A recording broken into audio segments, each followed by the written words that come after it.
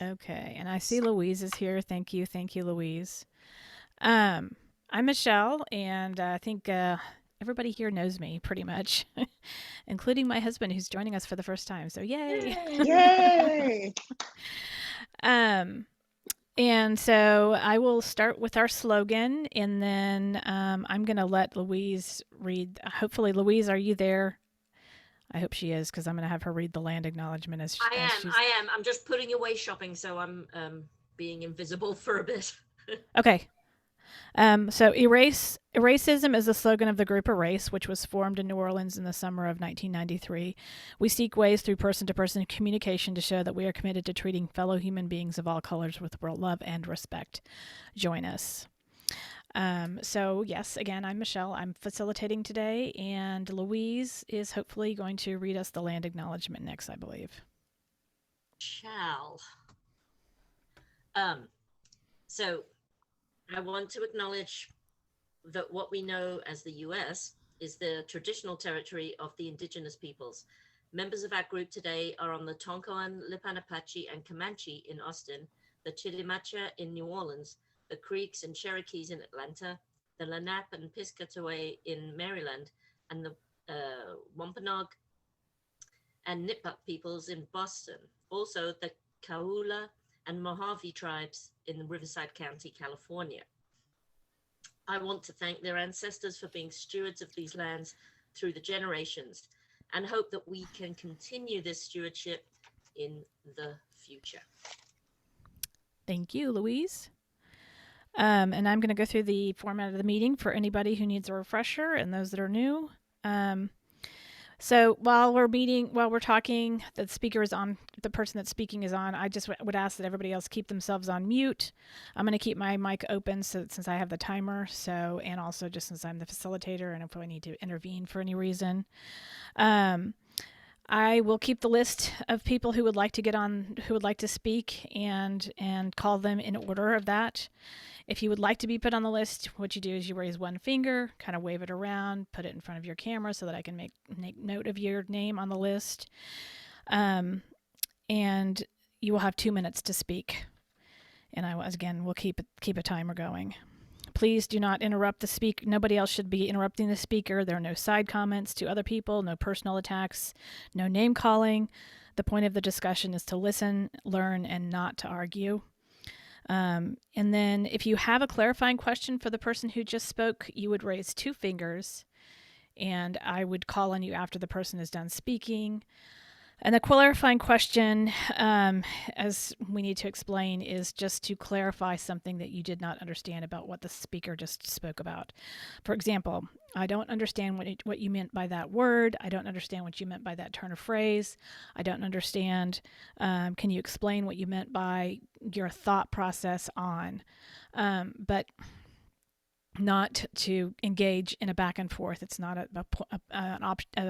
a opportunity for you to express an opinion or a side comment or anything like that. It's simply to clarify what you might have misunderstood about what the person said. If you have something that you would like to say in opposition or in counter or just as an aside, please get on the list by putting your finger up, and you can do that. And I will recognize you again to get on the list to make your statements. And just keep your clarifying questions as brief as possible. Please don't drag it out. And only two people are allowed to ask clarifying questions per speaker. Just to make note of that. 15 minutes before the end of the meeting, I will start the final wrap up, or possibly a little bit earlier than 15 minutes, since there are looks like 20 of us now. And so I will probably start about 25 minutes before the end to wrap it up. And everybody will get a final thought of 1 minute if you've spoken.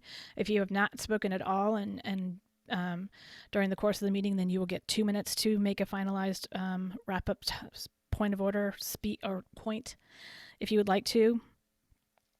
If at any point I need to intervene because of there's some sort of conflict going on, I will be the one to raise a finger and say point of order, and hopefully everybody will get back on track to being in a regular discussion. And let's see. I think that's it. after the meeting, we'll have a chance to make announcements too. So that will come at the end of the meeting. And I guess next, after I'm going to say why I brought. Oh, actually, I will let everybody introduce themselves, and then we'll start the discussion. So I'm going to have everybody introduce themselves according to the screen that I can see on my computer, and go in that order. So the first person I have to my left here is Phyllis. Good morning. I'm Phyllis. I've been coming to Erace since summer of 2008 when I moved to New Orleans. Thank you. Nancy? Good morning, everyone. I'm Nancy Moore. I've been coming to Erace since June of 2007. Thanks, Nancy. Stanton? Good morning, Stanton, Austin, Texas. A couple of months now of attending the meetings. Thanks, Stanton. Dee Dee? Hi, I'm Dee Dee. I've been coming to Erace since, actually I looked it up, and I've been coming since 2019. And I enjoy the meetings. I get here as often as possible. I'm in California, but I've been up since 10 after 6 this morning. So I'm awake. So there we are. Thanks, Dee Dee, and thanks for joining us. Marva? Good morning. I'm Marva, and I've been attending Erace post Katrina. I look forward to everybody's point of view each Saturday. Thank you. Thanks, Marva. Beatrice?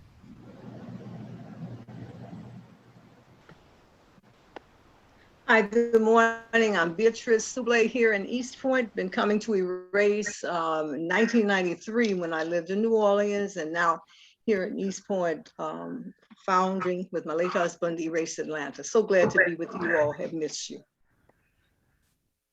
Good to see you, Beatrice. Erin?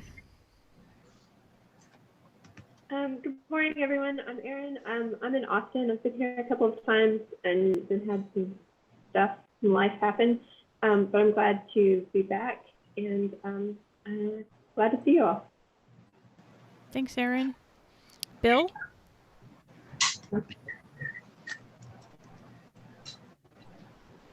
I'm Bill Ives, and I look forward to these meetings every week, and I learn something every week. And many of the articles, including this one, caused me to have some reflection. Thank you. Thanks, Bill. Cindy?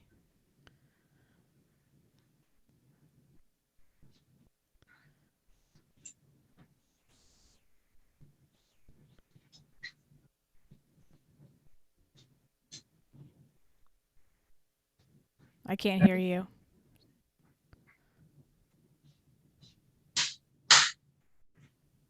You don't look like you're muted, Cindy, but I don't know.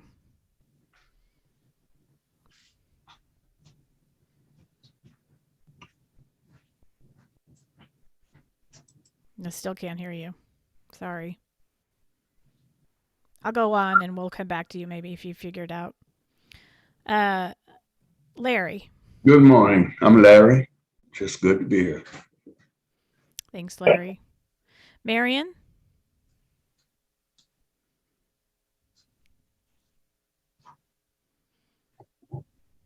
Good morning, everyone. I'm Marion Lagarde here in New Orleans. It's good to see everyone. I've been attending Erace discussions since 1993, and I'm looking forward to the discussion this morning. Thanks, Marion. Good to see you. Thank you. Good to see you as well. Jonathan. Good morning. I'm Jonathan, the aforementioned husband. I've overheard a few Erace meetings in the background, but this is my first one, and I'm glad to be here and finally meet everyone in Austin with Michelle next door. Nora. Hi, everybody. I'm Nora. I'm in Austin. I've been coming less than a year. I've lost track. Good to see everybody. Thanks. Thanks, Nora. Rebecca. Good morning. I've been coming since 2019 and I live just north of Boston, Massachusetts. And I think it's extremely valuable, this meeting, very valuable to me.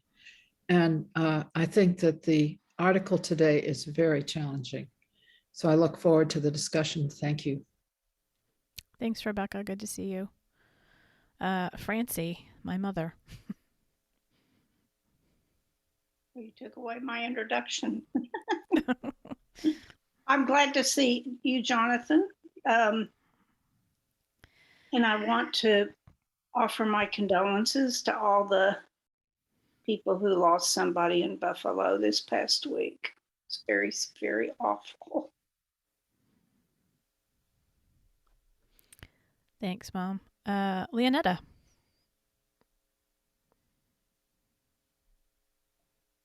Good morning, everybody.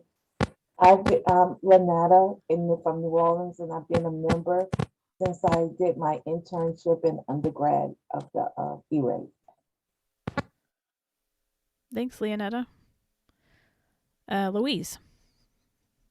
Hi, I'm Louise. Been attending over 2 decades in New Orleans first, and then now in Austin. And look, it's a great topic. And Michelle, is that why you've encouraged Scott to? Jonathan, yeah. Great. Cheryl. Good morning, everyone. Here from New Orleans, joined for a spot before Katrina and found you during COVID.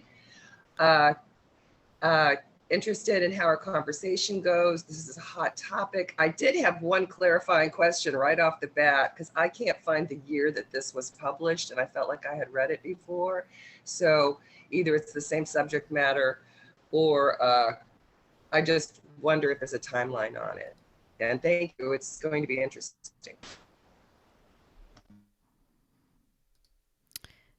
Yeah, I think the article was recently published. I thought I read it that was published in Time Magazine in February of this year. So February 7th. Yeah. Yeah. Okay.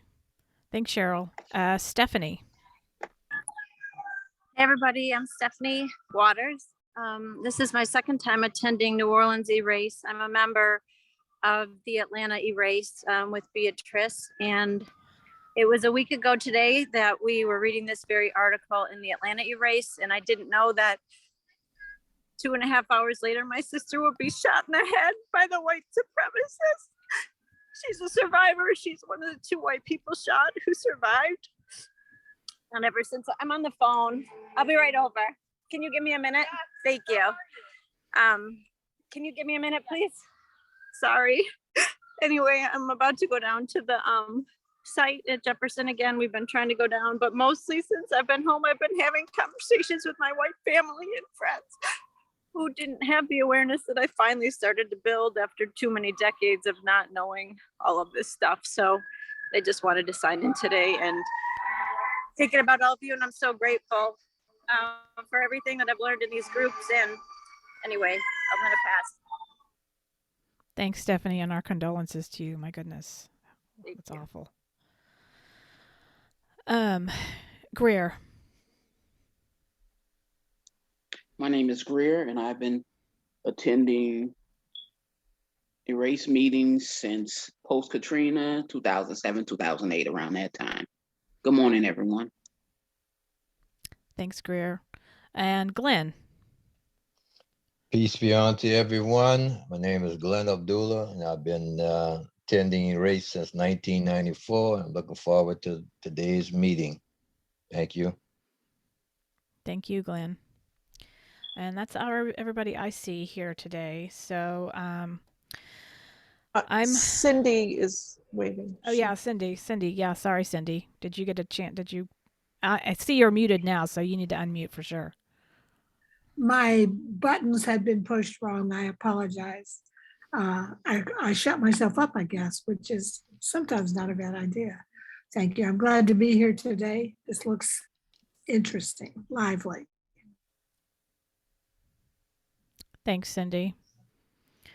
So yeah, so we will start the discussion here shortly. I just briefly say that I brought this topic as it's kind of been something that's, it's the main part of what I see as my main activism as a white person, and certainly something that I have been encouraging my family to do, to become involved and become aware themselves. And so it just touched a nerve when I saw the article, and it's something that my husband and I have obviously have been discussing actually a little bit more in depth the last couple of weeks as well, as far as the involvement and activism work around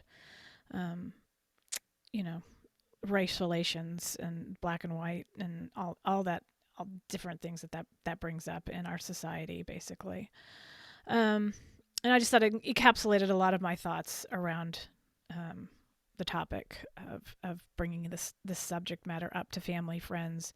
And it is something that I've also struggled with as well, is when to bring it up, how to bring it up. And so I'll be interested to hear people's perspectives on that, if they're willing to offer that, if they've come across that in their own dilemmas. I mean, mainly white people here. I mean, we are, as I've read so many different places in the books and things that I've, consumed myself, that it is the work of white people to dismantle this. And so therefore we have to be the ones to encourage others to get involved and to learn and to understand better. And so how do we go about that? And that's definitely one of my struggles myself, is how to bring more people into this conversation. And Erace is like one of those things that definitely is the goal of, that's what the goal of Erace is it not? But we tend to have the same people that join every week. And so, and Louise and Nora and I are trying to get our own group here in Austin started, but we're finding, as Louise tried to do many years ago when she first moved to the city, it's not an easy thing to bring people into. People initially just, decide that they want to, that sounds like a good idea, but then they never follow through. So how do we get that momentum going? How do we build it? And how do we bring more people into this conversation is a big question on my mind, and has been for years now. So, so who would like to be on the list? I will start taking down names. Rebecca. Cheryl.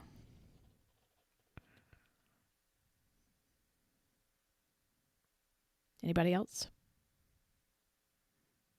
Larry?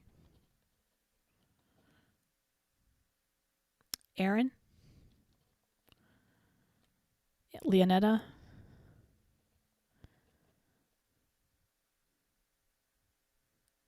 Okay, that looks like it for the moment. But if you want to get on the list, of course, raise your finger. And I will start with Rebecca. Thank you, and good morning again. So this is very interesting to me, because I always thought that I should be an advocate, and I never really thought about establishing a group, as you just suggested, that we try to replicate this group in Boston. I really would like to do that, and I am going to try to do that, probably because of this article.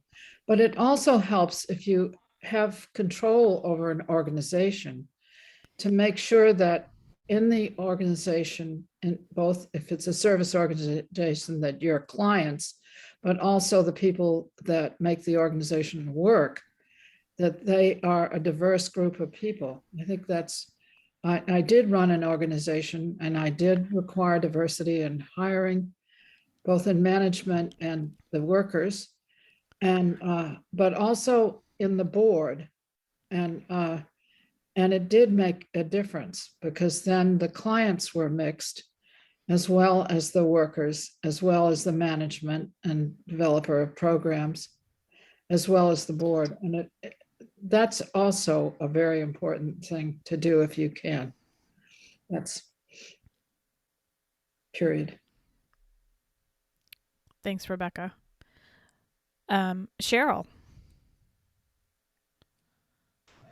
So this is a really big subject in my life. And I know that we have, in different times I've talked I come from a family that, since I was a little child, my grandmother told me, like at a very early age, that I was to be an anti-racist, which is quite unusual. I'm 65 right now. And then I grew up in San Jose, California. And so that gave me the opportunity to go to school with lots of different kids from lots of different backgrounds. This doesn't mean I know anything. It just means that I've been at this for a very long time. I'm really interested in this because I thought, you know, can this spark me to do more than I do? I find I'm ostracized from my family, treated differently from the majority of them. I also find this in friendship circles that over the years, I find them smaller and smaller. My very best friends and people that I actually get along with are people that allow me to, you know, speak about this subject. And those are the people that I feel comfortable with. I think that's really what I have to say right now, is just really interested in everybody else's perspective, because I get called some really terrible names from my even immediate family at times. I call my immediate family out on it because I have to. Nancy. I got you, Nancy. Thanks, Cheryl. Next we have Larry. Thank you. You know, when it comes to discussing race, this group, this organization, Eracism, sometimes it requires us to be uncomfortable. Sometimes it requires us to say uncomfortable things. It doesn't mean we have to be adversaries. You know, we leave with the same, we come here with the same intentions, and we leave with the same intentions. Friends, trying to be what America should be. But I think in the history of race relations in America, I think it was spelled out early, you know, during the 50s and 60s, that white people who may have tended to be sympathetic with the cause of Black people, you know, were called by their own people, you know, nigger lovers and trailer trash and stuff of that type. And so many whites were, you know, just hesitant to get involved in these tough discussions. But I think we have to say, who do we look to as examples? Well, we look to those who led the human and civil rights movements. Martin Luther King spoke of how much time, even the guilt that was upon him for spending so much time away from his family and from his children. But he felt that he was making the ultimate sacrifice. Those who were killed, the Medgar Evers, Malcolm X, you know, the untold numbers of men, women, and children who were beaten with batons and bitten by dogs and shot down with water hoses. Those people made the ultimate sacrifices because they thought it was worthy. We have to feel the same way now, because the battle is not over. You know, things are coming to the surface now, you know, with white supremacy. Oops, you went silent on me. Beatrice. Hey, you. Can you hear me? Yes. Can anybody else hear Larry? Yep. Yes. All right, all right. Everybody. But you know, things are rising to the surface now, like the Buffalo killing and the Charleston, South Carolina killing. You know, and who's going to rise up in opposition to that?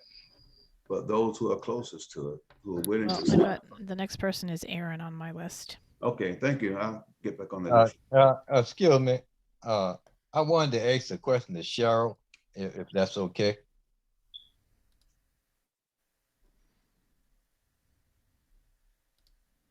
Can you hear me? Can you hear me? Go ahead, Glenn. I can hear you. I can hear you. I don't know if Michelle. I can hear you too. Okay, Cheryl, give me an example of your kinfolks telling you something ugly because of what you believe. Okay, here comes one. When I was married to a man who was Black, I sat at a family dinner with my great aunt. May she rest in peace and may she see things more clearly now. She said Hello? to me, you know, you can mess around with this boy if you want to, but don't you be having any nigger babies and bringing them into our family. This was at a huge table of people like it's Easter Sunday. Thank you. I got more, just ask. All right. Okay, I'm back. Sorry about that.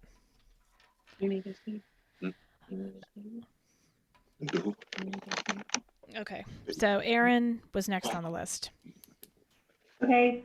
I don't have all that much to say except for that this article is challenging for me because I have had to adopt what the author calls scorched earth in my own life. I've just had to cut off contact with numerous white people and close family members that I just can't. It's a wall. It's a brick wall, and I can't. I wish I knew how to get through to them because I understand the point that it's on me. If anyone's going to get through to them, it's someone like me, and I don't know how to do that. With some of these people, they don't listen. They don't listen. They don't see it. They don't want to take responsibility for any of it. I don't know. Oh, yeah, this is a frustrating article for me personally because I am not very good at what this article wants me to do, and I have lost a lot of friends and family members because of my inability to do that.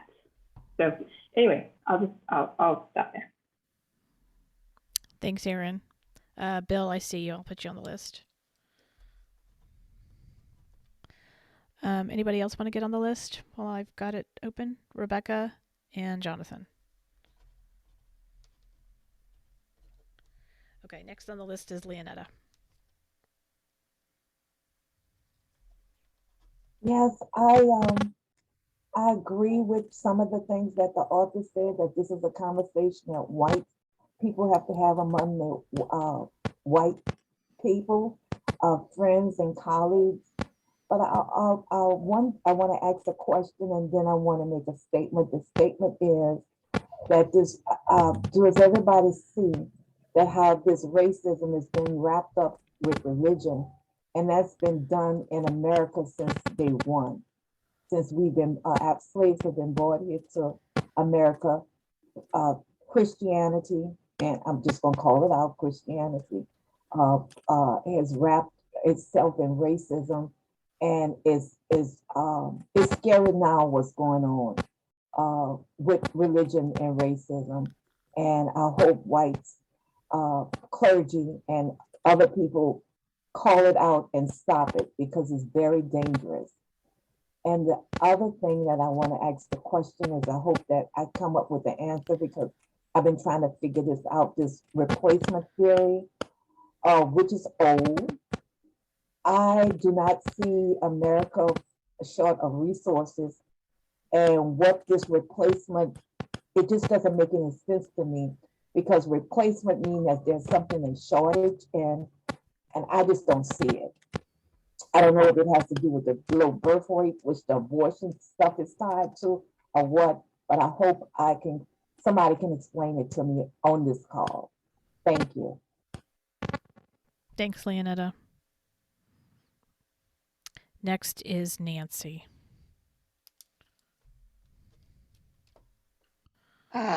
Yes, I wanted to Phyllis. talk about, it's been said, not only just in this group, but I've heard it, I think Oprah mentioned it as well, that racism wouldn't die out until all the old people, died and were gone off the earth. And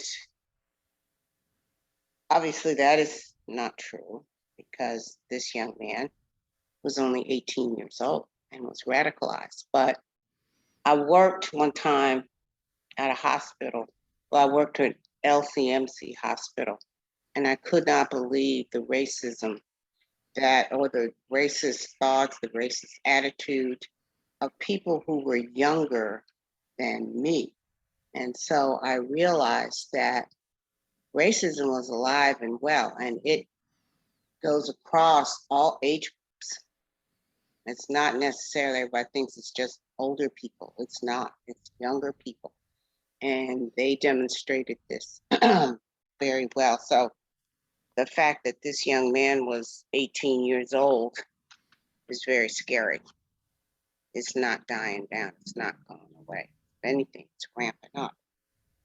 And then the other thing that I wanted to talk about was that I'm reading this book called The Rules of Estrangement. I work in, I do support groups for families, people who have family members with mental health challenges. And there are a lot of other issues that come up when you're doing this. And one of them is family estrangement. So I'm reading this book about family estrangement. And one of the biggest reasons of family estrangement is it's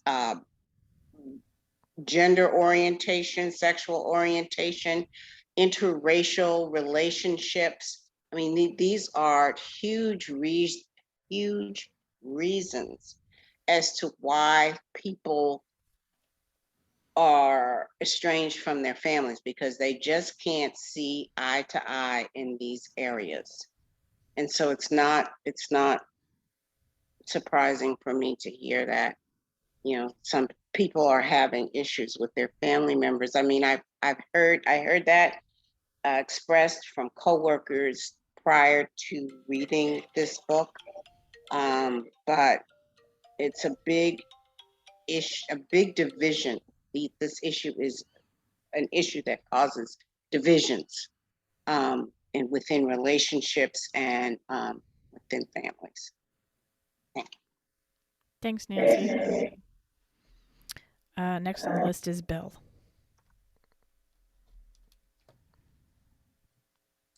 I thought this was an important article, and it caused me to reflect on what I'm doing and not doing. And I grew up, as many of you know, in the Jim Crow 50s. And my parents were not racist, but my relatives were. And while my parents did a lot of things to impose racism, it was a sort of, you keep quiet when people are being racist. That was the upbringing that I had. And so I had to overcome that. And I've picked a lot of ways to do that. One of the things I've done as part of being part of this group is that I see an act of racism in front of me, I will not be silent. And I've kept that context, because I think that provides a teachable moment. And I want to be able, when I'm communicating, to have people hear me. Unlike, and I feel sad for Cheryl and her family, because they weren't ready to hear her. That doesn't mean you stay quiet, but you try to find the moments where people are listening. And the last time I saw a racist act, I called out the person, and there was a positive outcome. So I will continue to search for ways to do that and to educate other white people on the evils of racism and how it's prevalence.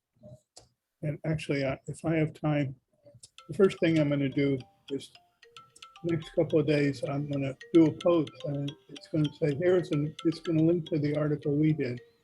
Here's an important article on an increasingly important topic in our country. It states that white people committed to eliminating racism need to discuss the prevalence and harm of racism with other white people for things to change. here is a step in that direction. Thanks, Bill. You want to get back on the list? I'll listen for a while. And Okay. Stanton, I see you. I'll put you down. And I did put Glenn down. I think he took his hand down, so I assume he heard me. Cheryl has her hand up. Okay, Cheryl, thank you. Anybody else? And Larry. Okay. Then next on the list is Rebecca. Yeah, I realized I have more to say. So I'm in an interracial partnership. So my partner is African American, and he comes from a history of slavery way back, I think. But now let's see. So we live in a community that is, I think it's totally white, almost. Occasionally I see a person of color, but I think they come from another town to walk here. And the town has been, so far, we've been together about 5 years, they've been very welcoming. That is, they stop and speak, not just, rushing by. They stop and they have something to say and they have a chat while he's working in the garage or whatever, and it's on the street. But the most surprising thing is I belong to what here is an exclusive club. It has a swimming pool. So I asked if he could swim there with me. And they said, well, they'd have to admit him as a member. And they immediately did admit him as a member so he could swim there. And I really didn't expect that. And because there are many people who wanted to be members of that club who aren't members. And actually, I don't particularly like this club, but they have the swimming pool, which is what I like. But so some of this, yes, it's very hard to get through a hostile environment.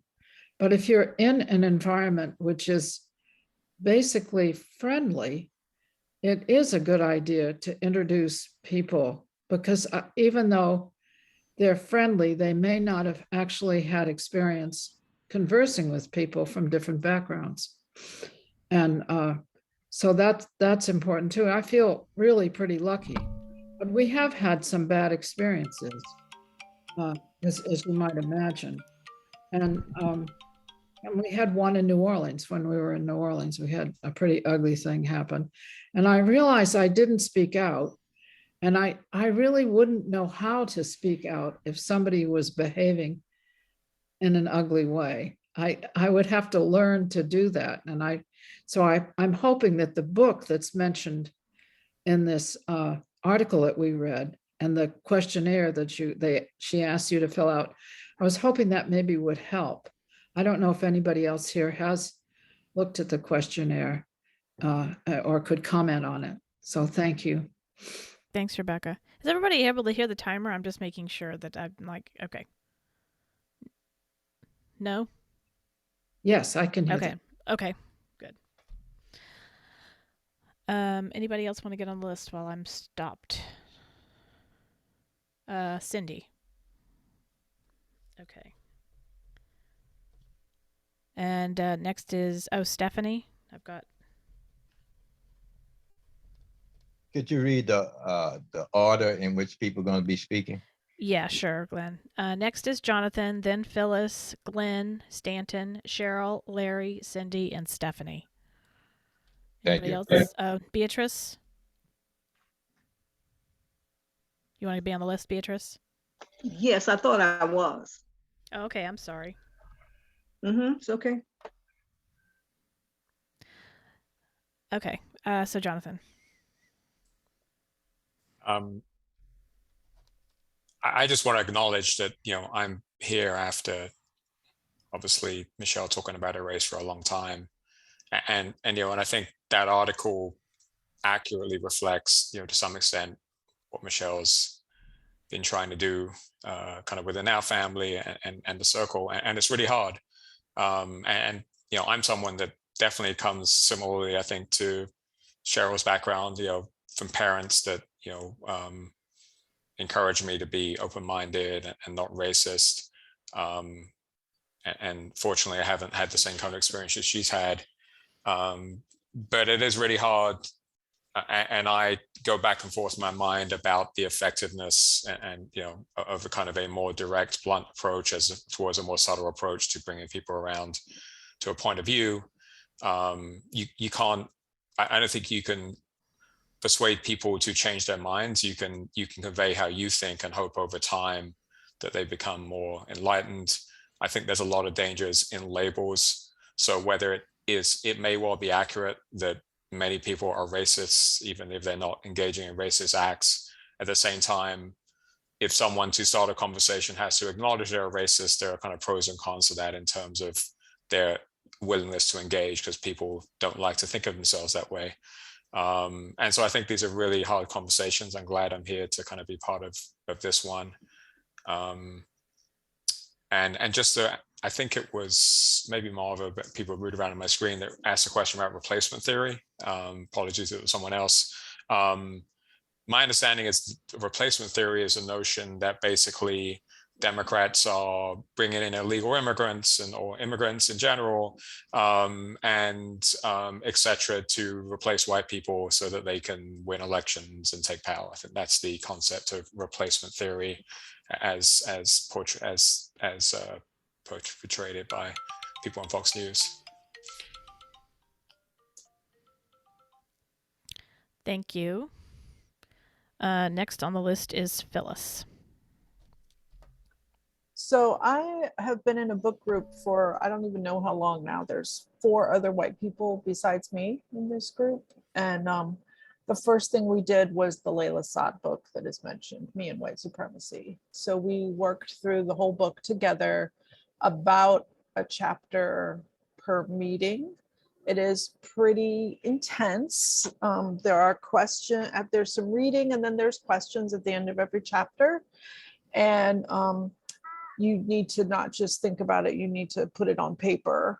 And if you have people to discuss it with, I recommend that route as well.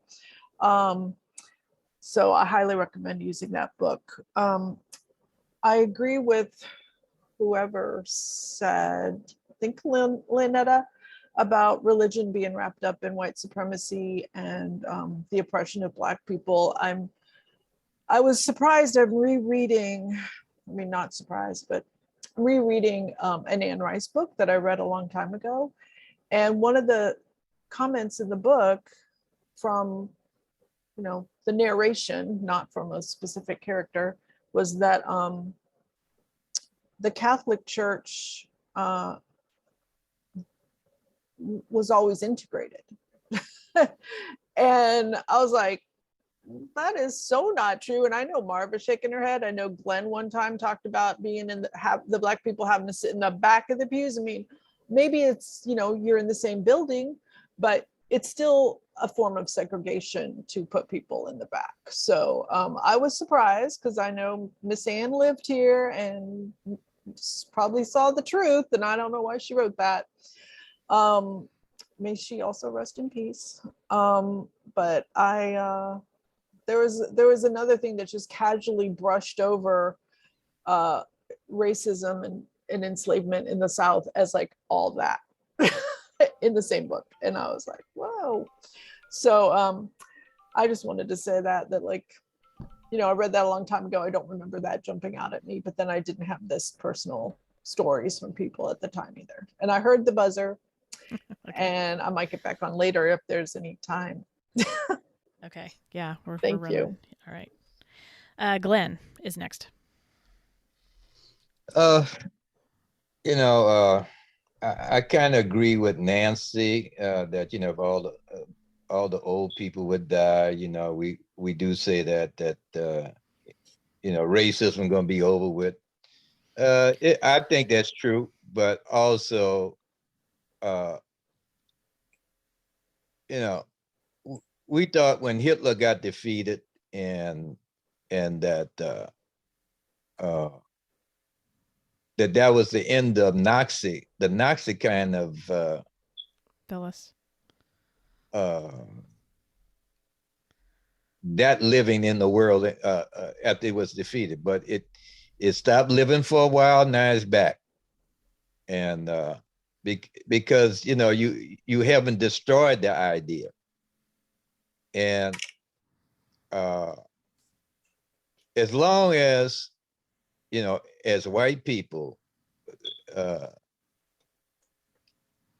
put up image of themselves as God, and put up image of all the prophets as being white people, that's white supremacy.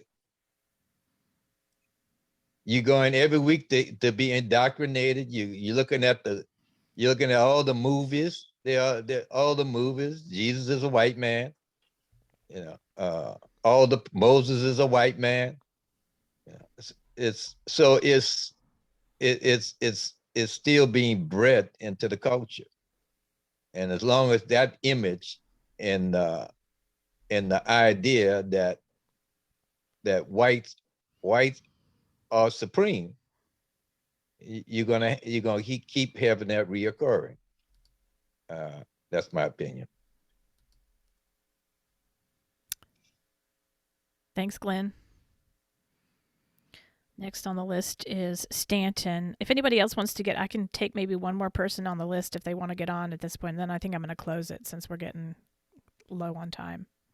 And we've got several people. We've got Stanton, Cheryl, Larry, Cindy, Stephanie, Beatrice, and Phyllis. So nobody else wants to jump on before I close it? Okay. So next on the list is Stanton. Yeah, I just want to expand on the replacement theory description. It is actually much more insidious, and it's a much more anti-Semitic based notion that Jewish people are going to overpopulate with the help of their dupes, Black and brown people, the country, so that Jewish people can control Black and brown people for their personal gain and benefit. So it's based in this anti-Semitic belief that Jews are controlling the world somehow, and they're using Black and brown people as their pawns in order to get what they want. That is the deep root of replacement theory. The other thing I want to say is, I actually found the article a little off-putting, to be honest. White supremacy is a problem for white people, and it is a problem that white people have to overcome. I'll use that word. But racism is not unique to or exclusive domain of white people. I've heard Black people be extremely racist about other people who are not Black. I've heard anti-Hispanic things from Black people, anti-white things from Black people. I worked for a Black state rep for some time here in Austin, and I was shocked at some of the things that other staffers had to say about other races, other cultures, other religions that were not Christian. So yes, it's a problem of white people, white supremacy, but racism is a problem that everyone has to deal with in their own lives and in their own families. That's it. Thank you. Next on the list is Cheryl. Before I start, I'd like to ask Stanton if you've ever been able to take a People's Institute training in Austin. I have not, so I'm not familiar with it. Okay. I want to tell everybody I'm thankful to be here. It's really good to hear everybody's talk about this. I don't disagree with this article. I wanted to say that, I belong to a couple different groups.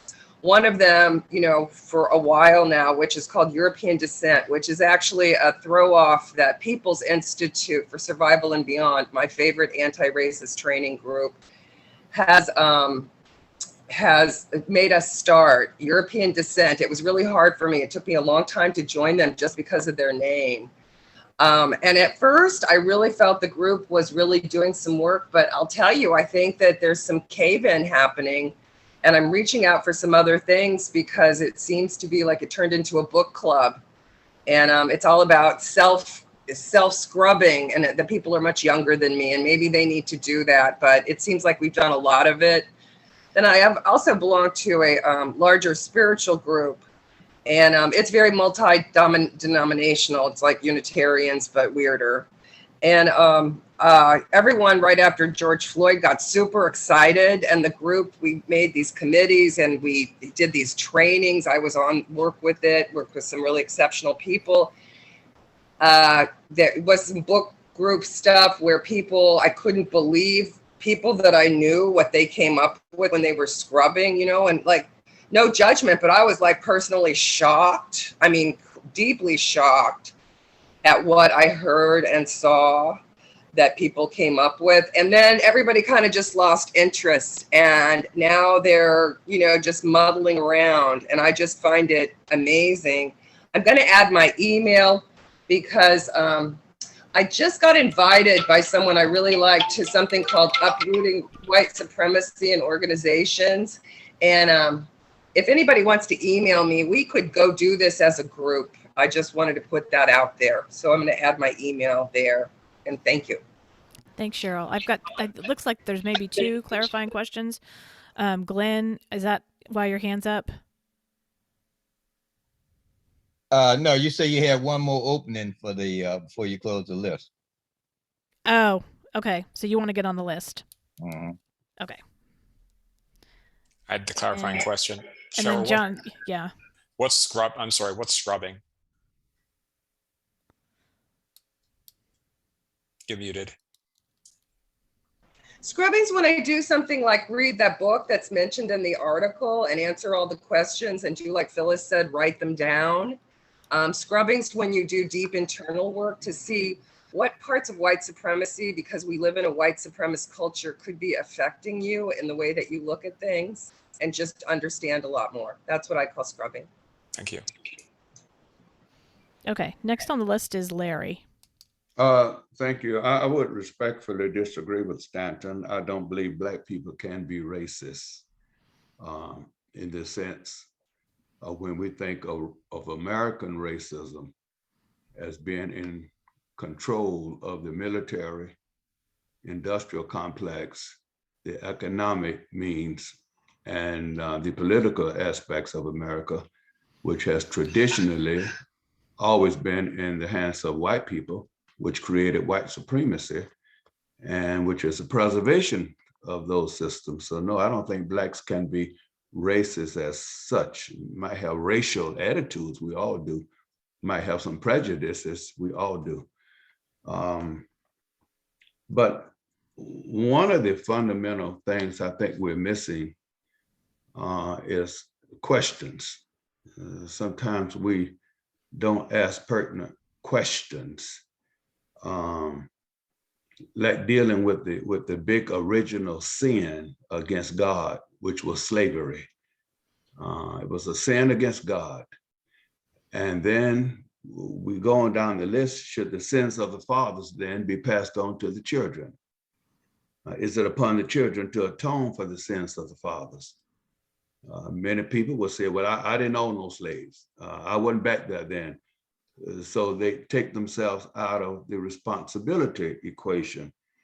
When is it time for the descendants of the enslaved to let it all go and to move on? Should they? If not, what is the remedies? We got to throw out some remedies.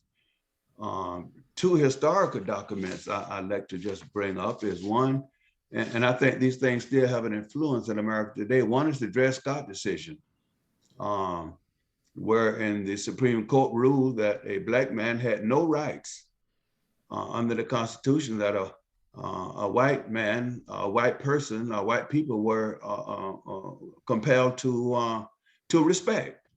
And that has come on down the line, and then there's Abraham Lincoln's.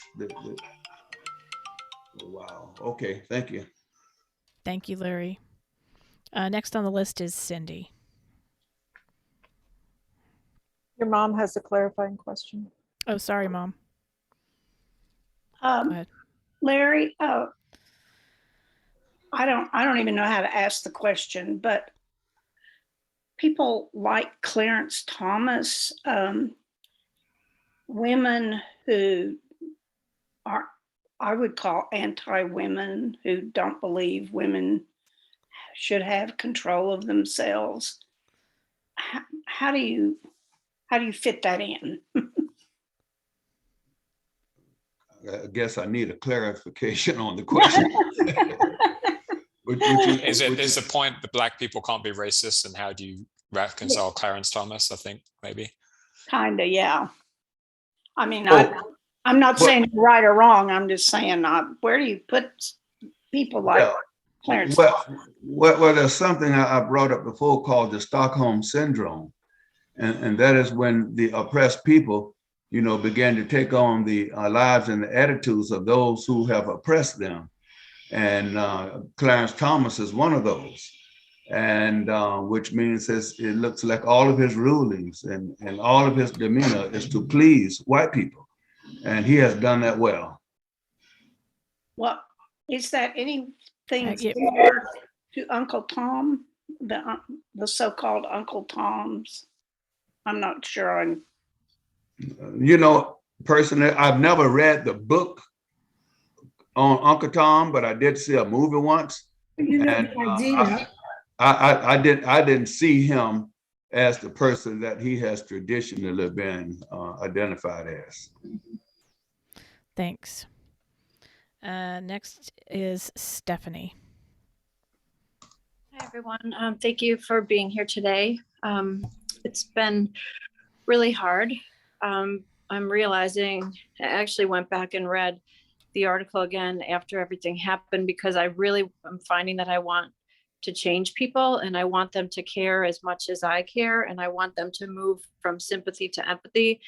And I'm just really having a hard time because I'm just trying to take every conversation one by one, and I'm realizing how clueless most of the white community really is about our impact of the underlying, white supremacy feelings that come out, even in people that consider themselves not to be racist. I mean, people proudly have come up to me and said, I love all my Black and brown friends. I don't even see color anymore. And thank God I have a print screen of, I see no color is not the goal. I see your color. I honor your life experiences. I value your input. I will be educated about your life. I will work against the racism that harms you. You are beautiful, and I will try to do better. So it's really, really hard.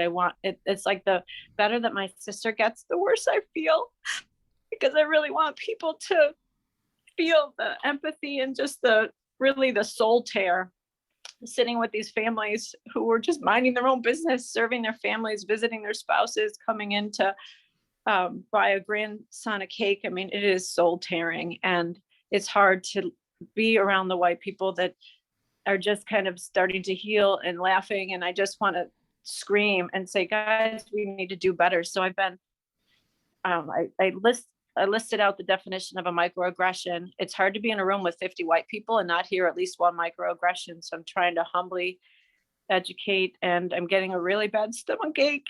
And, the FBI is in and out of here, and it's asked us to be really careful because they don't want to arm the defense with conflicting facts. But my family needs to make a statement as one of the 2 white families that survived. The other white family, the guy's really injured and still in the hospital. So just pray for us, you guys, because there's so much work that needs to be done by white people with white people, and it's really hard. So thank you for being here and helping me. Thank you for sharing, Stephanie.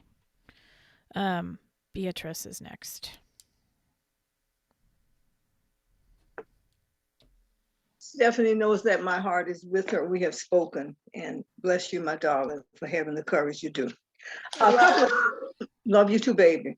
A couple of things, a couple of definitions that I thought were good.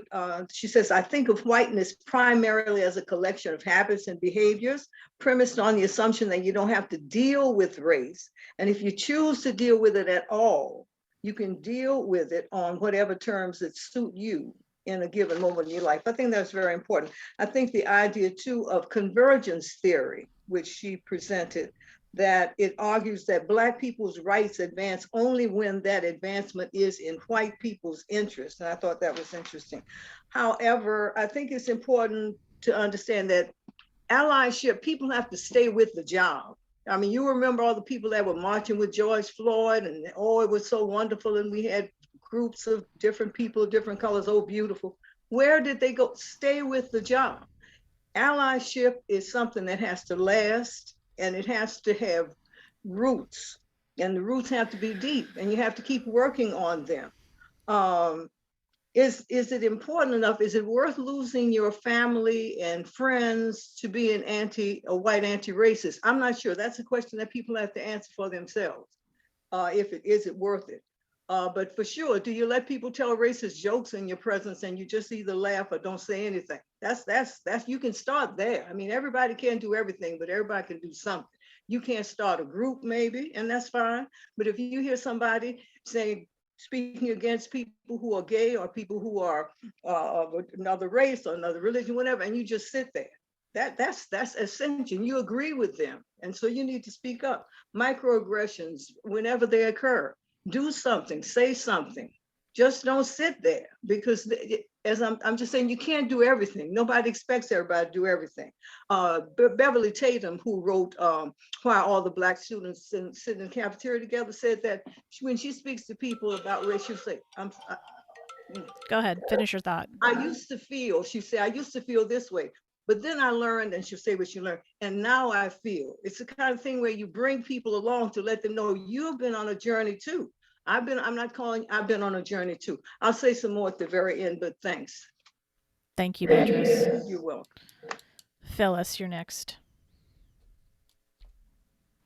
Well, I want to touch on something Beatrice just said, that it isn't just a race issue. There's lots of people in this country that are being targeted by the extremist, white supremacist Christian nationalists that we have to look out for as well. And I had the opportunity to recently correct somebody about gender pronouns for someone, and it was almost daily. And every time I corrected them, they corrected themselves, so they were taking it in. And then there was another person, quite innocently and very open to learning, said, so she wants to be called he? And I said, no, he wants to be called he. He is he. And then she was like, oh, okay. And so then myself and somebody else gave her some terms to look up, and we'll discuss when she's done some of her research. But I think a similar thing could be done in terms of race. Definitely do not tolerate any kind of racist jokes in my presence. Years ago, some literally Irish guy from Northern Ireland was telling all kinds of jokes about Irish people, which that's his prerogative. And then he switched over to a joke about Black people. And when I stopped laughing, he felt it, and he was like, oh, sorry. I'm like, yeah, don't tell those jokes. And we got that too. So people will listen. And some people won't care, and some people might yell at you, but that's the risk you have to take. Sorry if the buzzer went off, I didn't hear it. No, you still had a few seconds. Thanks, Phyllis. Okay, last person on the list here is Glenn, and then we'll go to the wrap up.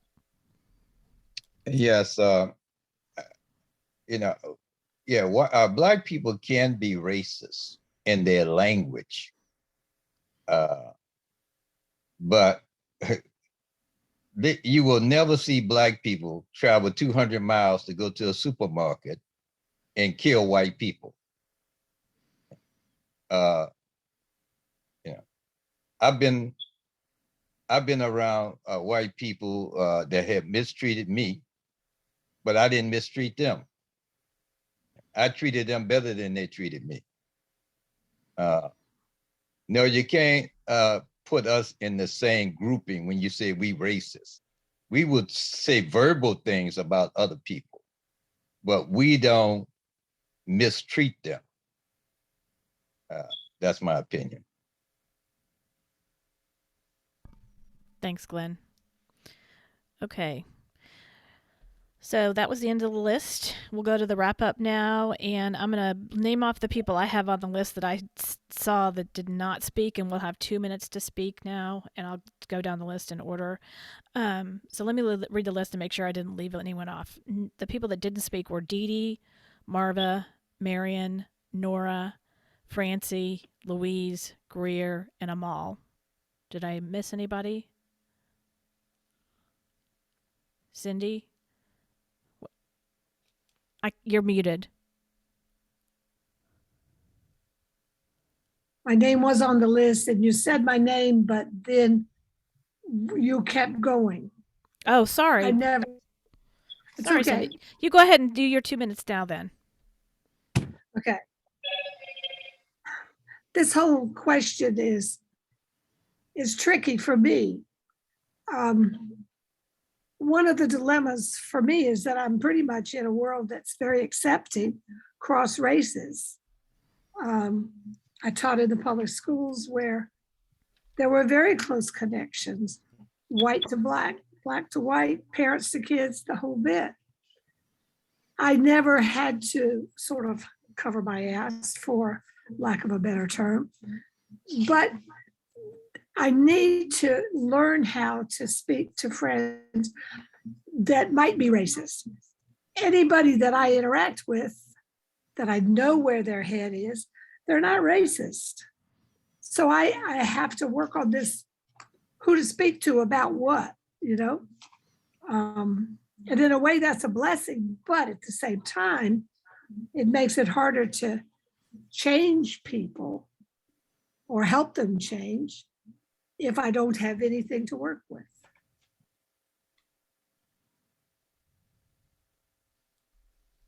The alliedship, the idea of being allied, yes, I understand that.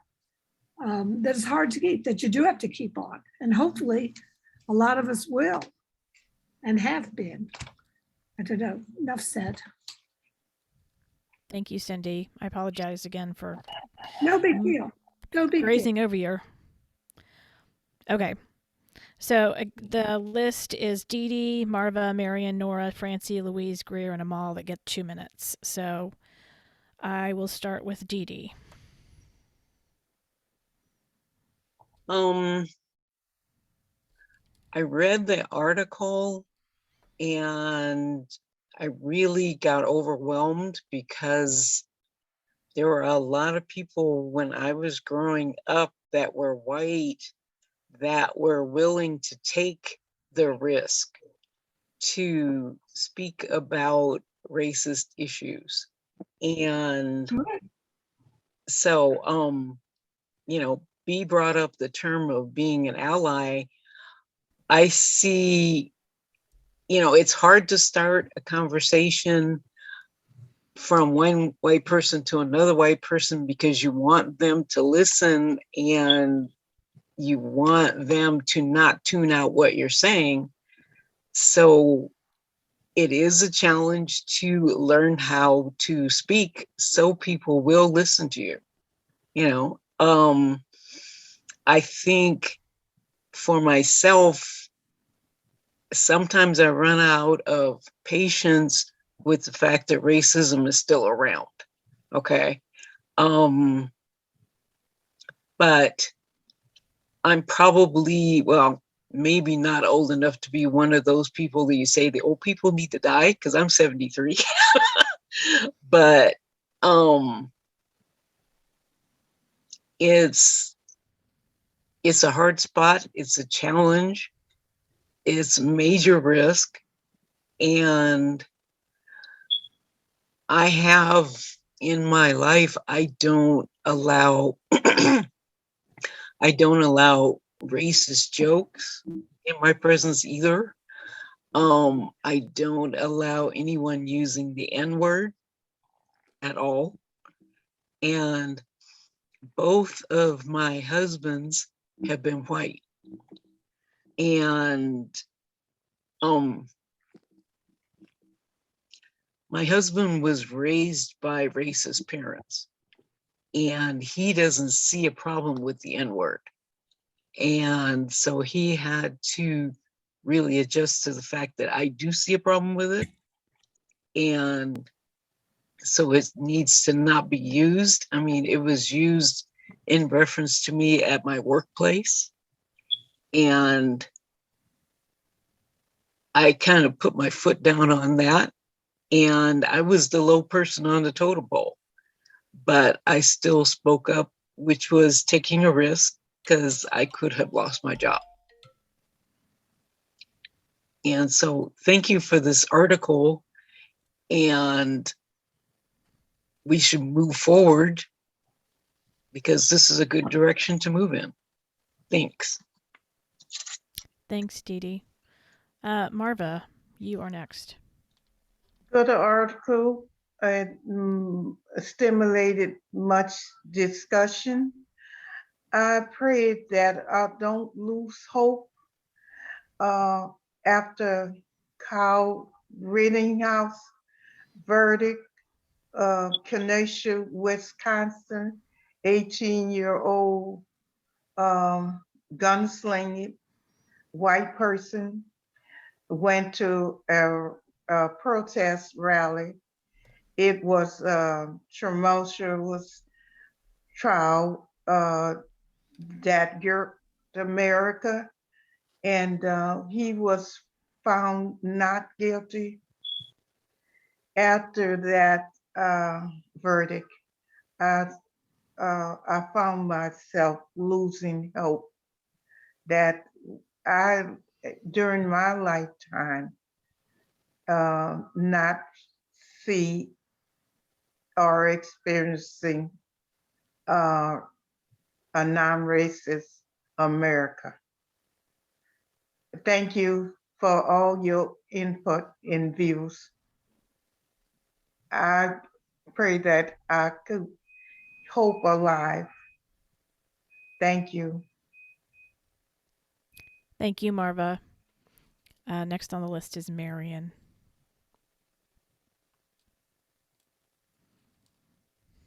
All right. While we were talking about this, I thought about some paperwork, some research that I had done years and years ago, because as I said in the introductory remarks, I said I've been attending these meetings for 29 years. So what triggered me going into my little portfolio was two comments that were made about people who are racist. And one of the fellow participants said that Black people can't be racist. So I did come across the article that I did my research on, and it said that all human beings can be biased, prejudiced, or intolerant, but this does not make them a racist. A racist puts into effect any and all actions that will cause extreme psychological and physical harm to an individual or entire groups of people based primarily on biases, generalities, or intolerance. And racism is a belief of superiority that directs these psychological and physical harms towards people believed to be inferior because of their skin color, their ethnicity, or their religion. I have heard Black people say biased, prejudiced things such as, white people think they know everything. White people need to shut up. I've never known a Black person or groups of Black people to organize a group, go to a predominantly white setting where there were groups of white people and try to bomb them, shoot them, stab them, nothing like that. But there have been protests. So when we fling that word around, those words around, racist and racism, we have to be very careful, because if you will all try to remember, I just read that all human beings can be biased, prejudiced, or intolerant. But when you go get a gun or bomb and go to a setting where there's a predominance of a certain group of people, specifically Black people, and kill 10, 20, 50, or 100 of them, you are a racist, excuse me. And you have just put in effect the most horrible act of racism by destroying your fellow human beings. And I'd have a lot more I could say, but I hear the little ding dong going off. Thank you. Thank you, Marion. Nora. I'm exhausted. So I'm pretty shy and insecure, but I've had to be courageous in confronting people in situations. And I just hate that it sounds like I'm doing such a good deed, but I'm working at it. And it's really hard. I had to step on a pickleball court and tell about 10 or 12 men or ask them if they were happy with the music they were playing, which included the N-word. And I had to tell one of my fellow band booster mothers that it's not appropriate. It's more than not appropriate to say that a Black mother that was helping should go back to the plantation. So, you know, sometimes I just have to step out of my secure shyness and just say something. Not always by choice. So I just want to put in a plug for the co-counseling group that I participate in. It's called RC Counseling, rc.org. You can check it out, but they do really incredible work on oppression of all sorts. And it's a great alternative to paying $200 an hour, whatever therapists charge for counseling. That's it. Thank you. Thanks, Nora. Francie? Well, I want to agree with Dee Dee. The learning how to speak up is half of the battle. Learning how to do it where it would be constructive. I pretty much have just ignore my racist relatives. I don't live close to any of them. I have no reason to be around them. So my way of handling it has been to just ignore them, which is not helpful, but I don't know what else to do at this point. I'm getting old, they're old.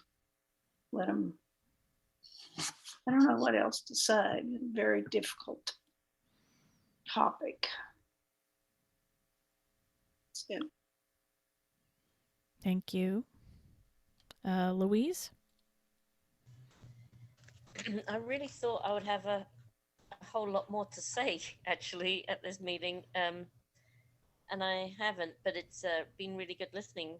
But Roy and I wanted to point out, I'm not sure if any of you have seen that video of the Uber driver kicking out those two customers that came into his cab and were just saying, "Oh, thank God you're white and you speak English," you know, just racist, horrible racist comments. And he said, "Get out," and he kicked them out. So that's the kind of thing that we got to do. I mean, for us, we're not losing anything. He lost money on it, but it's obviously worth more to him to speak out, as it should be with us, you know. And yes, of course, call everyone out. That's how I feel my place is. My family, luckily, is not racist. My father is Egyptian, so we're kind of brown ourselves. So I don't have that battle, but I certainly do encourage lots of friends and colleagues. And I think that's all any of us can do. And don't lose hope. Marva, I'm kind of with you as well. When that Ritterhouse verdict came out, it's like, what? Yeah, it's very difficult, isn't it, to not lose hope, but we really cannot. Anywho, that was it. Thank you. Have a great weekend, y'all. Thank you, Louise. Greer?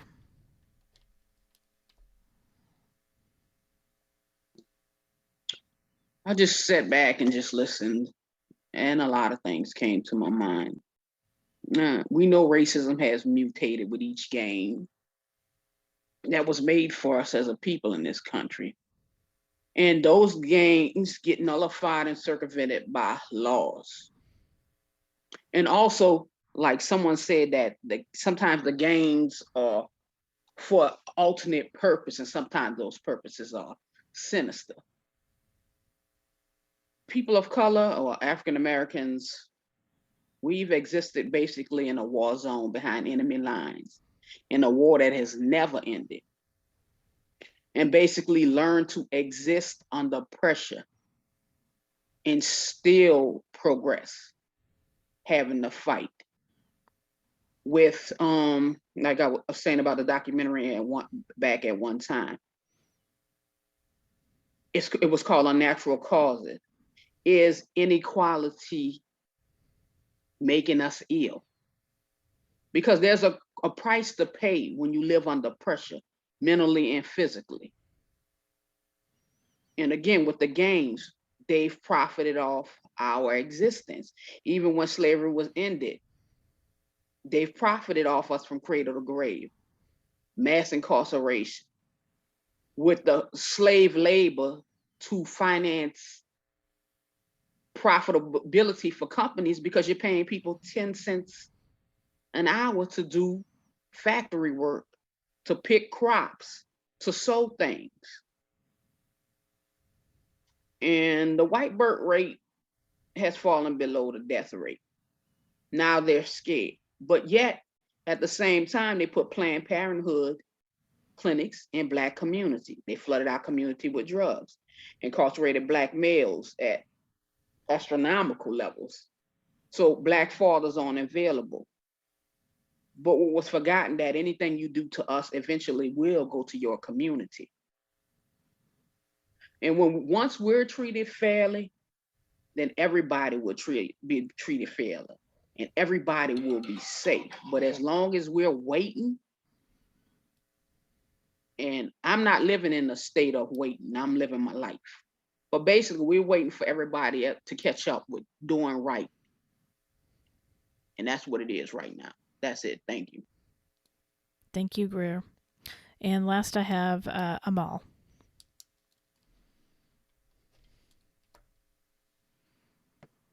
Can you hear me? Yep, I can hear you. Yeah, interesting article. As it relates to having conversations, I'm always interested in knowing, what do white people say about Black people with other white people when there are no Black people around? That's the conversation right there. What conversations do you have with white people? What conversations do white people have with white people about Black people when there are no Black people around? And if you can be honest with yourself about those conversations, then you can start the process of having an honest conversation about race with those people. Otherwise, we just juggling. We just playing a little juggling game, and that's not gonna get nobody nowhere. As it relates to can Black people be racist or not? I always ask the white people who say that, first and foremost, give me a historical example of Black people being racist towards white people. I'm not talking about individual prejudices or bigotry. I'm talking about actual examples of Black people being racist towards white people. Give me the historical example. In other words, show me Black people's version of Jim Crow. And when you can show me Black people's version of Jim Crow, now you have to show me how that system, which is what it was a system, disenfranchised the lives of those white people for centuries, if not for decades. See, we throw these little we throw words out there, but we don't give them proper definitions and understandings. So until you can show me a system that Black people have in place, wherever we encounter with white people, that could be in South Africa, because apartheid was their system. We call it Jim Crow in the United States. But show me how our system disenfranchised the lives of white people. Historically, we don't have that system in place. One more thing, as it relates to the, I think it was Phyllis brought it up. She said she had to correct somebody on what she called gender pronouns. You can forget about me doing that. Males are males and females are females. I'm not about to play the gender game with people. Males are males and females are females. Just like a dog is a dog and a cat is a cat. I'm not calling a cat a dog and I'm not calling a dog a cat. And I'm not going to call a male a female and I'm not going to call a female a male. And stop interjecting that into conversations that we have about race, because those are not the same thing. I'm not allied with them people in their struggle. Whatever that struggle is, they may say they have. My struggle is completely different. And I don't want my struggle as an African on this planet interjected into a struggle with people who are confused about what gender they are. Bars.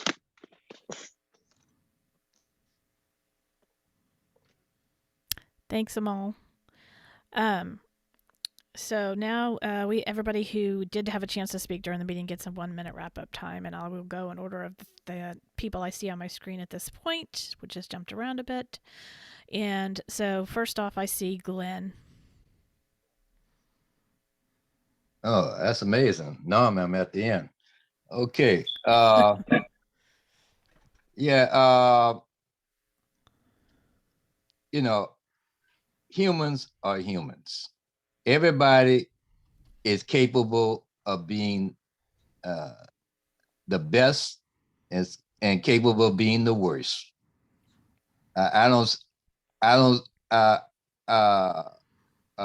Depends on the circumstances that you are under. So, I see in white people some of the best people, some of the best qualities that a human being should have. I see that in white people. And I also see in a minority of them, some things that are the lowest of what a human being can present. But whites have not been the only races. Them doggone Japanese, the imperial Japanese, they looked at everybody else as low life, and they treated, and they went in and King and did some of the worst atrocities in history. So every race is capable of doing dirty deeds. That's my opinion. Thanks, Glenn. Next is Nancy. Very good article. I just wanted to say someone had asked a question about Clarence Thomas. There are 2 books about Clarence Thomas. One, Quinn used to bring, I think that was the autobiography, it's also a biography on Clarence Thomas. And I would suggest that people read both of them, read the biography and then read the autobiography. And it would give insight and explain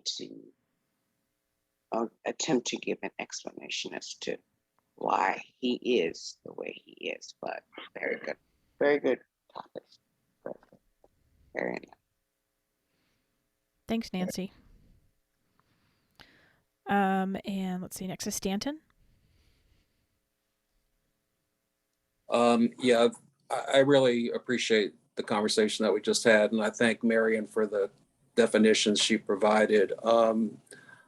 It's going to be somewhat difficult for me. I was never trying to conflate 400 years of white oppression in this country to an individual's, I'll use the word prejudice towards another individual based on race, religion, gender orientation, or anything else.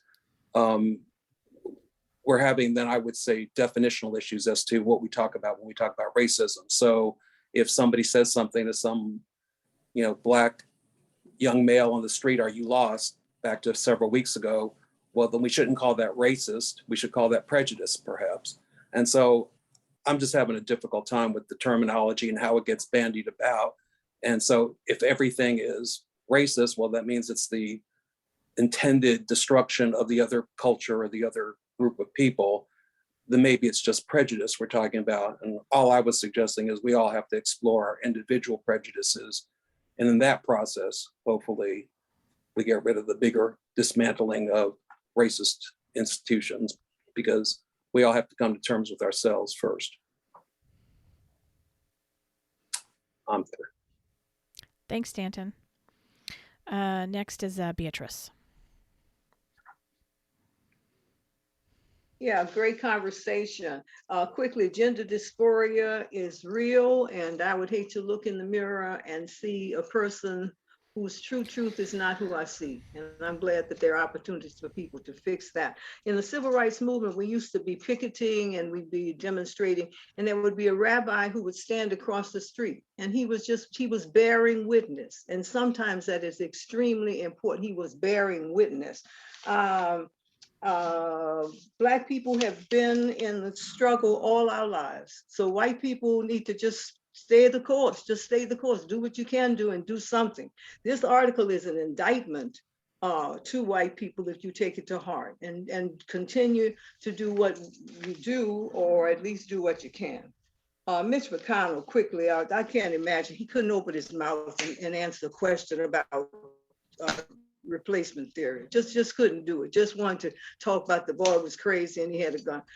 That is what discourages me. Our national federal officials who are just so hollowed out and immoral and have no conscience and no moral compass. Thanks for a good conversation. Great article. Thanks, Beatrice. Next is Aaron. I don't think I have much to add. I appreciate hearing everybody's perspective, and these conversations, like I said, I've tried to have some with some family members and some friends, and I no longer speak with those people because I cannot have these conversations with them. But this conversation has encouraged me to at least try some again. Thanks, Aaron. Phyllis? I want to say thank you, Beatrice, for your big open heart and understanding of all people. I really appreciate you. Stephanie, everyone on this discussion today is going to keep you in our hearts and prayers, and your family as well. And I want to say there is a level above allyship that white people need to look into, and that is co-conspirator. I encourage you to look it up in the context of anti-racism and learn what the next steps are. Thank you. Thank you, Phyllis. Larry. Thank you, Michelle. This was a great article, and one that could really go on and on. But racism is not a generational thing. We've had several generations to die off since 1619. Racism is it's a learned behavior that is indoctrinated in individuals and passed on from the fathers to the children and the children to the children. So it's not going to end with the passing on of this present generation. And contrary to something I believe Phyllis said, one cannot really be a white Christian nationalist. That goes contrary to the Christianity of the Bible.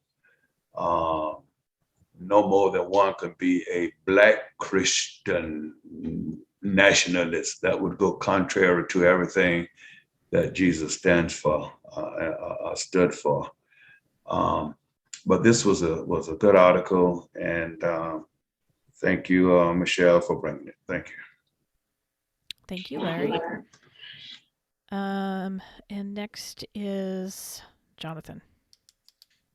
I guess the segue off of what Larry just said, which is, I've been thinking about this comment about racism dying off as people get old. And I definitely used to think that way. And I think, certainly since Trump became president and what led to him becoming president, we realized how wrong that was.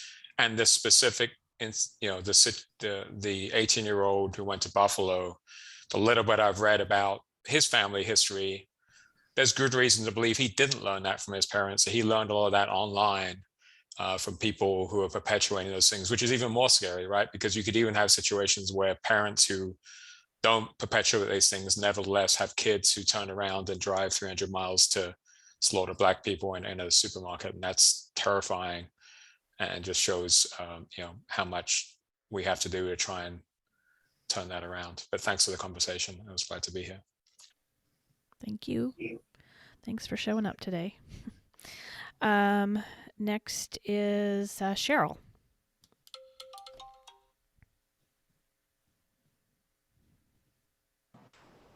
I really want to thank Stephanie for joining us and letting me be in her presence, and want her to know that I'll be praying for her in my way and her family, along with everyone else. I really enjoyed many things that many people said, and really want to thank Beatrice for her strong ways of speaking to us with such truth. My neighborhood had a cleanup today, and I didn't do it. I came out with you instead, and it was presented so racially off, the way that it was done, using improper language, and so I'm going to take this on with all of you, and I'm going to do my best. I always find that asking questions is the way that I can speak to other people, is to try to reframe, or simply sometimes I just say, I'm finding myself very, very uncomfortable right now. And usually the person will ask me what's going on, and then I'll let them know that in my mind, what was said was off. So I'll keep trying. Thank you. Have a good week. Thank you, Cheryl, and thank you for that frame of reference. I appreciate that. Let's see. Next is Leonetta.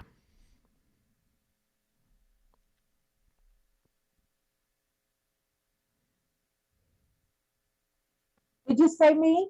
Yes, Leonetta. Okay. Hi.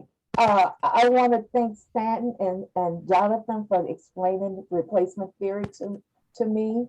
And Phyllis, I'm speaking for you, but I would like to offer Stephanie, myself, and Phyllis are social workers. And if you need to talk to somebody, you need some grief counseling, we both are here to do whatever you can.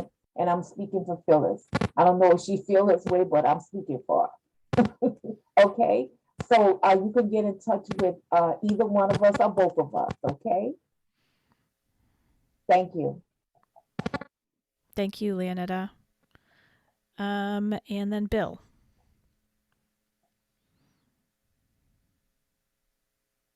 Michelle, thanks for the article. It was very thought-provoking and caused me to reflect on what I'm doing and not doing in my own life.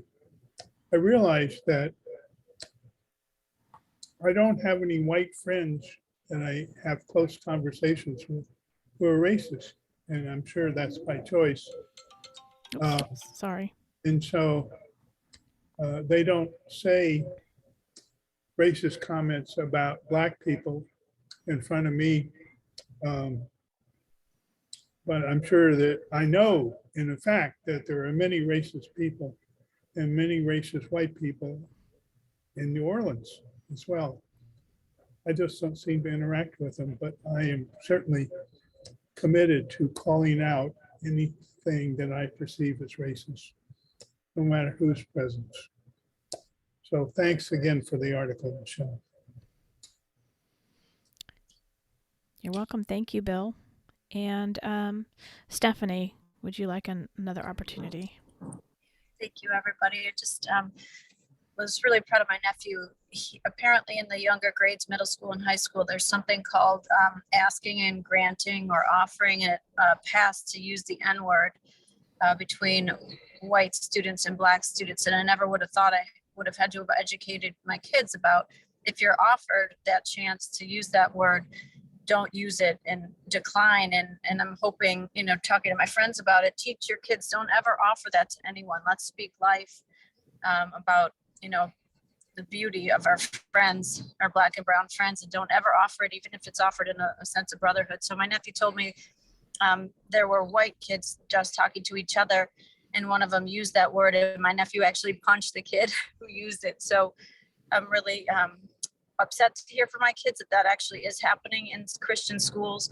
I'm very proud of my boys for declining it and speaking up against it when it goes on, even in a buddy kind of brotherhood environment, because that's not what we want and it's not what Jesus would allow. So just one step at a time. And thank you guys for being here. Thank you again, Stephanie, for joining us, and our condolences again on your loss, or your sister's, and just the sense of loss, of course, that whole community is experiencing. So that's the end of all the commentary that we have at this point, and I really don't have much else to add other than what I added at the beginning of the meeting, and just I think one of the stark realities that was brought home to me many years or several years ago when I started down my journey of educating myself more thoroughly than I had been before was that, racism affects Black people on a daily basis in each and every way. And white people can choose to deal with it on a daily basis if they would choose to or not. We can abandon it and we can deal with it, or we can choose not to deal with it at all. And that really struck me. I hadn't ever really kind of punched me in the gut and hadn't never really thought about it that way until it was pointed out to me several years ago in something I read.